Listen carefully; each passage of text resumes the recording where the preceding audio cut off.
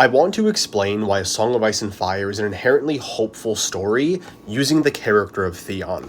I just saw a post on Twitter of someone saying that A Song of Ice and Fire is bad because it's inherently nihilistic, and I don't see it that way.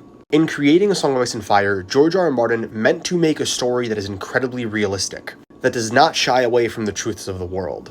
And one of the darker parts of human history is what torture looks like. And after Theon Greyjoy is captured by Ramsay Bolton, he is tortured to the point of he's unrecognizable.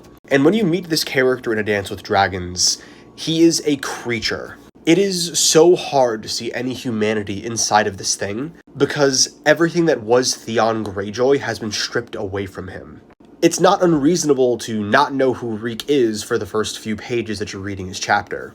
But throughout A Dance with Dragons, Theon's arc is him regaining his humanity. So even though he has lost so many parts of his body, he can't really speak properly anymore, he can't really eat properly, he can barely walk. Slowly but surely, even though he is actively trying to suppress his humanity, it just starts to pour out of him. That no matter how much he is beaten, no matter how much he loses, deep down the one thing that Ramsay cannot take from him is his mind. He cannot take his soul if Theon does not let him. And over the course of Dance with Dragons, his chapters start with the title Reek, and slowly they start to change from Reek to the Prince of Winterfell, and then with his final chapter, it is retitled Theon, because he regains his sense of self, and for the first time in the series he does an incredibly heroic act in risking his life to save an innocent person.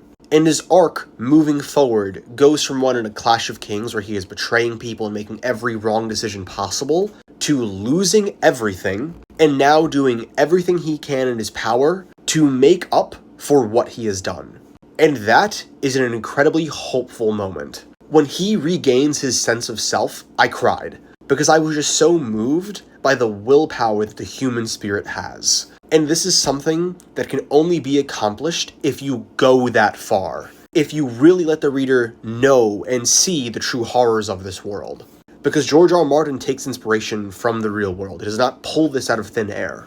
And that is why I believe A Song of Ice and Fire, through all of its grayness and all of its darkness, is a hopeful story. Because I do believe George R. R. Martin is building to a light at the end of the tunnel, and the cost that it will take to get there will only make the light that much brighter.